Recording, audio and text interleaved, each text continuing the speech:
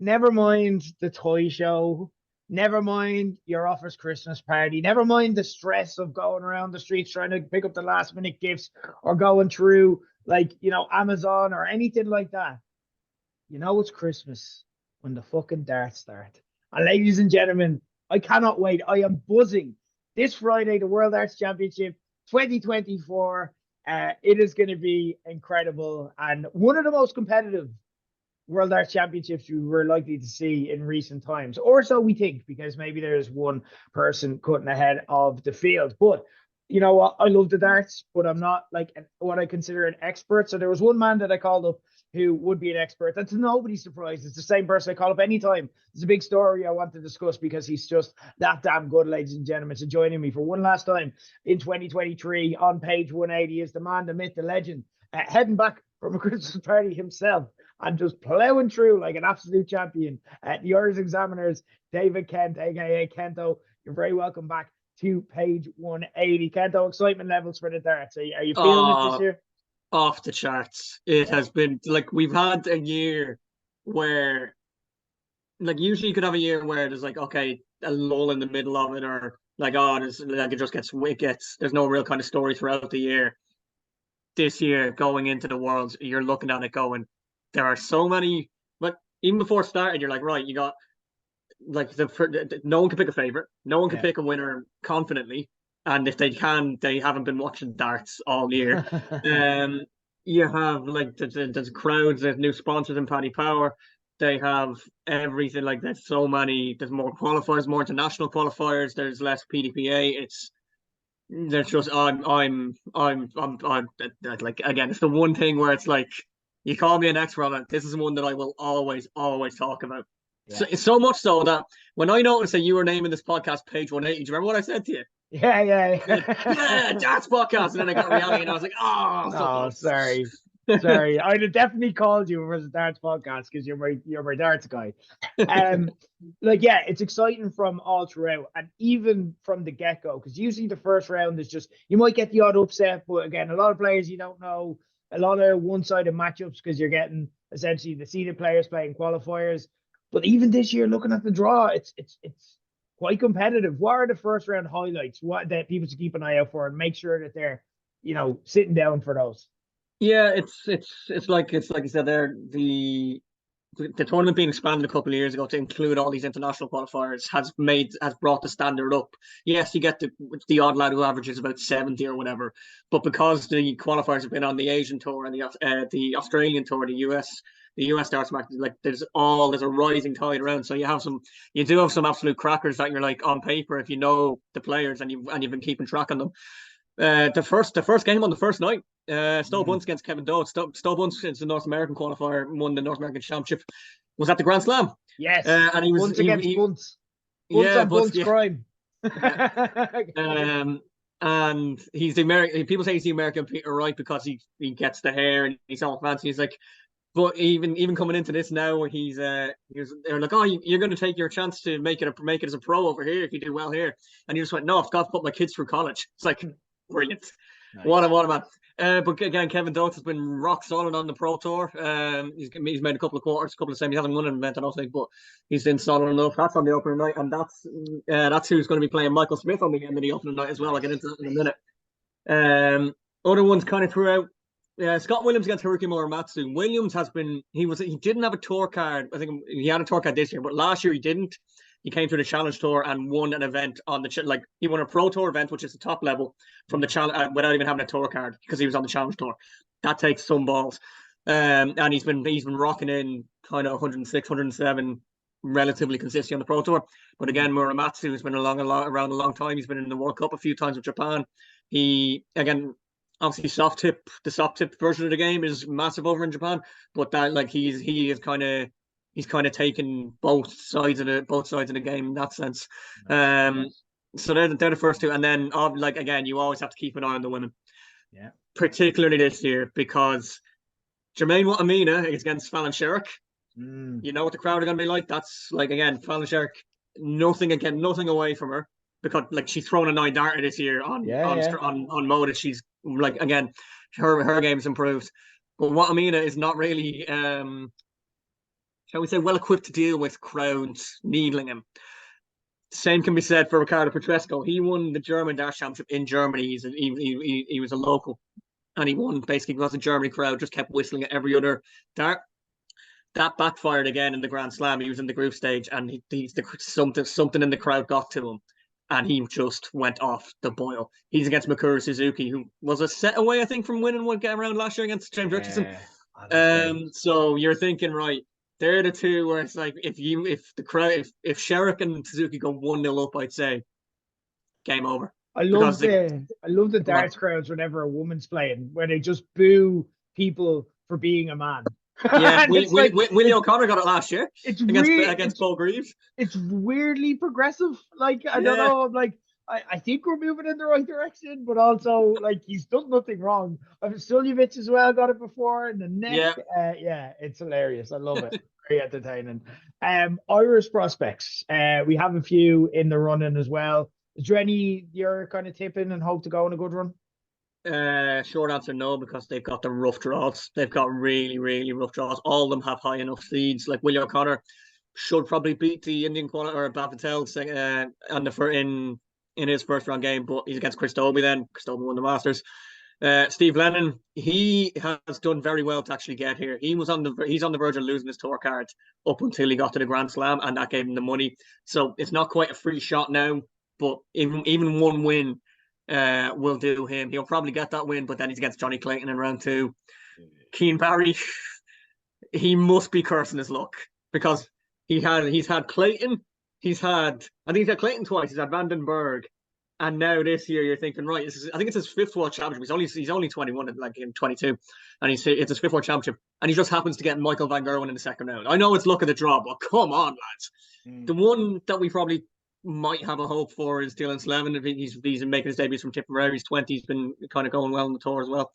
But again, second round, Dimitri Vandenberg. So he might not even get through his first round. Florian Hempel from Germany is dangerous enough as well. But they're all in the same half of the draw as well. Lennon and O'Connor in quarter 1, Slevin Barry in quarter 2. So like that's the mind. That is I'll get on to it in a minute. That's the side of the half you would not have wanted to go into. And all four from the Republic are in it. Like you have Gurney, you have Brendan Dolan as well. Again, Dolan remarkably consistent. Yeah. Could have gone off into retirement happily enough after hitting the Dublin 9 dart, and he's just stayed like he almost did. I think he almost did go and retire in just before COVID, and then his wife had to talk him out of it. Went on to just change his throw, made it a bit quicker, won a Pro Tour title, and like he's been ever consistent the world now. So again, not great for the Republic, but you have your usual seeds like Josh Rock as well from the north. But yeah, no, I know I'd be surprised. I love how they put them all. They put all the Irish lads on. I think it's the Wednesday afternoon as well. They put O'Connor, Barry, and Steve Lennon all in the one. And do you know what? There is actually an adopted Irishman here as well that isn't listed as an Irish player. Radek Skaganski is a bus driver in Cork. Yeah. I'll get onto him in a minute, but yeah, he's one of us as well. So I'll keep an eye on him too. Interesting, exciting times. I cannot wait. Apologies if the audio has massively improved on my side. I forgot to plug in my microphone, if I'm just being honest. And Kendo's giving us a lot of good stuff, so I'm not going to restart and make him do it again. So maybe don't put your money in your pocket when it comes to the Irish going on good runs, but we love a good little tipple here. We used to present obviously Paddy's New Yacht, a good sport. Well, I say a good sports betting show. I don't know if that's for us to decide. But a sports betting show. Where's the value? Where are the underdogs? Where's someone that could go on a run? I know obviously you're a big Damon Hedda fan. When he talked about the match play, you were tipping him highly, and he nearly went out and did the whole thing. But we used to kind of people going on runs in the worlds. Who can ever forget Kirk Shepherd coming from nowhere and getting to the final against John Parrott? You obviously have Rob Cross came from nowhere and filled the Power Taylor's career. So is there any kind of hidden gems in there that you're looking out for? Are people kind of going under the radar that could go on a run, maybe with the look of the draw, or just they're hitting form at the right time? 100%. I'm gonna make a couple of bigger calls now in the sense that I don't think Peter Wright gets through the second round. He's against Jim Williams. Like Wright has had such a kind of up and down year where when he's been on form, he's been unstoppable, but it hasn't happened enough. And look, again, he's obviously won the Worlds twice. He knows what he can do here. But I think he would have looked at that draw and gone, oh, could I have not taken a handier kind of Pro Tour qualifier. Jim Williams has won the Lakeside before. People may remember. He's just, again, he's one of these players that no one would have wanted to draw just because of you know what you're going to get. You're going to get at least a 95 average, and on a good day, it's going to be up in the could be 10 points higher than that. So if the pros, and a lot of the time you have in these first rounds as well, when the pros haven't been on the stage yet, Jim Williams will have already have been. Peter Wright will still be waiting a few days. Jim will have been on it. He'll be used to the lights. I know. Look, you'll say, "Oh, geez, how much do the lights and the stage matter?" It matters a hell of a lot, because if anyone's ever been to the Ali Pali, you know exactly how warm it is, and that's in the stands. You can imagine with all the stage lights and the cameras on top as well. So it's just about a comfort thing. Jim Williams, I'll have him beating Peter Wright. Again, Radek Kagensky, he'll look at Raymond van Barneveld, and if he gets through his first round, he'll be fancying his chances. He actually beat him in a Pro Tour semi-final throughout the year. And like there's so many. And he's in a lot of the stories that I was on about. So Dirk van Dijvenbode has been injured for about half a year. He's kept putting off surgery, putting off medical treatment. It's on his shoulder, and it's a shame, because at the start of the year, up until about May, you would have looked at the World Championship and gone, he's motoring fairly well this year. He's going to have a decent shot here. And I can't see him getting through, no matter who wins in Keegan Brown and Boris Kirschner, just because of the injury. And again, I really hope that he takes the Worlds and goes, right, I'll give up the UK Open in February, I'll give up the Masters in January, and I'll just get myself sorted. Like Simon Whitlock against Gary Anderson is going to be a round 2 game. Belter. That could have been a world final 5 or 10 years ago. Like it's a again, Anderson has been fantastic. I think he'll probably will have enough for Whitlock, but it's one of them where he'll look at it and go, you couldn't have given me any of the Irish lads you could have had to give me Simon Whitlock. Then the other two are the two young lads, the lads who won the World Youth Final. Luke Litters is the next big thing in darts. He is going to be unbelievable. He's only 16. He has been averaging 110, 115 on the Modus Super Series. It's his first World Championship. I don't know if he'll I have him. I think I have him getting to the 3rd round or the 4th round. He's in the same quarter as James Wade. I think that'll be the one. And that trips him up all the way through, no matter who he has. I have him against, because he's just it's rare that you see people who are hyped up this much actually deliver. And I was wary of it, because don't know if you remember fella Leighton Bennett. He was about 14. He was a really young fella a couple of years ago. Phil Taylor said, "Oh, geez, he's the next big thing," and all the extras are going. He's going to be unbelievable, and it got to his head, and he just again, he's not doing that now. Whereas Littler just seems like so consistent, so comfortable in that kind of environment. And the person he beat in the World Youth Finals, Jan van Veen, is in the 4th quarter. It's the right side of the draw. He has been putting up some serious numbers as well. And again, it's one of them where it's like, if he gets on a run, there's not that many that will be able to stop him in a short format, particularly 3 sets, 5 sets, maybe deeper as the games get longer and longer. He won't have played that many.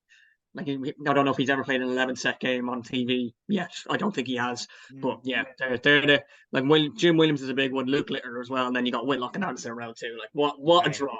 Interesting times. We look at this, and Luke Humphries is walking into favour, following, obviously that makes sense. Won the Grand Slam, won the Grand Prix. He tends to win things with grand in the name. This does not have grand in the name. Maybe this is his kryptonite. Is he justifiably the best player on the planet now? Or is this a world where it's all on the table, form goes out the window? There's obviously a much different format. It's much it's such a weird format, and it's so long between your first game and maybe then you have to wait till after Christmas, and then you have to be consistent almost every night nearly from then on. So is this just one of those mad world championships, or is Luke Humphries definitely the person to beat here? I don't think you can argue that he isn't the person to beat, because as you mentioned, he's won 3 majors on the spin. But I will caveat that, and I'm glad you mentioned format, because the Grand Slam leg format, the Players' Championship Finals leg format, the Grand Prix is a set format, but you got the caveat of double in. And short as well. Exactly. So you're looking at it going, again, I don't see him really having too much trouble until maybe kind of the 4th or 5th round. You look at his quarter: Cullen, Searle, Aspinall, Gurney, Chisnell. That's I think someone else in there as well, where it's he's gonna if he's gonna have to earn it. And I don't again, he'll embrace that. He'll absolutely embrace having those battles. If it's Cullen, if it's Searle, he's gonna have to beat them all anyway. So you might as well get a good feel of things. Yeah, like I mean, Michael Smith is the world number one. He's a reigning champion, and I don't think many people even have him getting through to the quarters. No. It's because like I don't want to I don't always want to blame it on what's happened, but he switched manufacturers from Unicorn to Shot during the year, and whatever reason he just doesn't seem comfortable with the new darts or the new style. Now he may come out and change it for the worlds. Obviously, Peter Wright changes his darts every fucking set. He's won 2 world titles, but like Smith has been. Everyone's like, oh geez, when he wins one title, he's gonna go on a run of form, and his average on the Pro Tour this year is the same as the world number 55. That's how poor he's been. Ooh. Like again, it's just like I don't. It might be the darts, it might be the pressure of being a world champ. We've seen it before. Like Van Gerwen when he made the move from XQ to Winmau, he struggled for a little bit with the new manufacturer. Like again, Van Gerwen as well had major jaw surgery during the year, and he hasn't been kind of at the peak of his powers. We saw it in the Players Championship again, which is when you want to be coming back into form, of course, but still let go in the final when he let Humphries win 4 on Spain, which is something that Van Gerwen 5 years ago would never have done. Like it's only flashes. Mad. We see him every for like a set or for a game where like there he is, but then it disappears in the next game. Like it's wild. Yeah. But there are so many. Like if you could ask any expert who's going to win it, and then you'll get, if you ask 20 different people, you'll get 20 different answers. There's just because the quality of that mode is so good now that it could be anyone. Kento, I'm not going to ask 20 people. I'm going to just ask you, and you will represent all of the critics here and all of the predictions. Who's going to win it? You know what I had to ask. You'll remember as well that I'm actually on a little bit. I know I don't like to toot my own horn on this show. I'm on a little bit of a winning streak when I'm coming to predicting things. I did say Damon or Michael Van Gerwen would win the World Match Play, but you remember who my outside tip was for the World Match Play? It was Nathan Aspinall. Oh yeah. Do you want to know who my tip? Do you want to know who my tip for the World Championship is? Go on, Nathan Aspinall. Do it again.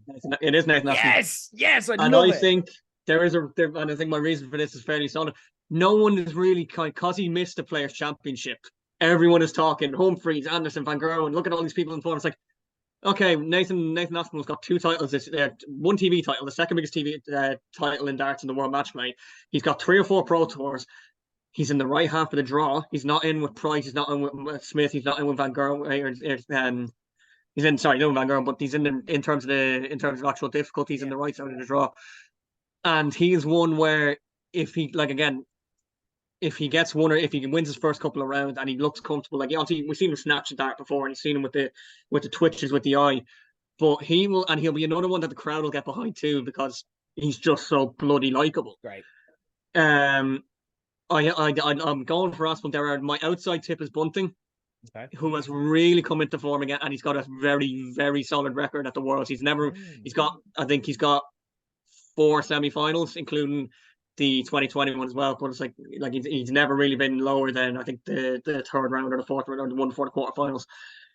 Like again, I could look ridiculous for picking them too. Luke Humphries could come out and blow everyone away, but like if people are picking Humphries, they're going on the form, and that's absolutely fair. I just think that there's enough in it, particularly for Aspinall. I've seen enough from this year. He's looked really, really good, and I think if he can get 1 or 2 wins under the belt, I don't know who will be there to stop him. But like you could name 15 people. Van Gerwen, Fallon Sherrill. Why not? Like because the crowd will just get behind there. Vandenberg, like Price. Haven't even mentioned Gerwyn Price. He's a lot of people's outside favorites because he's kind of come down in the odds. He hasn't has a spectacular year, but he's still Gerwyn Price. Gary Anderson won the world title 2 times. Has a new lease of life as well. I've been talking about how he'd like to win it again, but yeah, my money is on Aspinall already. I wanted to get on Anderson at 40-1, and then he had to go win 3 fucking Pro Tour titles, so that fell on. Love it. I'd be very happy with a Nathan Aspinall win, but I think I've come to accept it's Ryan Searle's world, and we're all just living in it. I'm a big fan, and I'd love to be. I love this Grand Slam run as well. I don't think he's going to do it, but I think if you're looking at semi-finals or something like that, I think he's primed for a run. And again, with Luke Humphries, I don't think form matters that much in the world. So it matters what form you're in once you're in there. People who come into form in the worlds are people who end up having difficult first round matches and then start doubting themselves as the Christmas goes on. So it's an interesting one. Love it. It's going to be really exciting. We're going to be talking every day, I'm sure, in private on this. But Kendo, I want to say a big thank you for your contributions to page 180 this year. It's been an absolute pleasure, and I can't wait to have more conversations with you New Year. Kendo is an absolute champ, guys. Kendo comes on no matter what the topic, no matter what's coming up. Short notice, long notice, whether we have stuff planned or whether we don't. Kendo comes and delivers every single time. So please follow him on social media at Kendo CCFC on everything. Follow him in the Irish Examiner. Go by the Examiner, read his excellent work, and I'll look forward to more of our chats in the new year. Kento, thank you. Have a good one.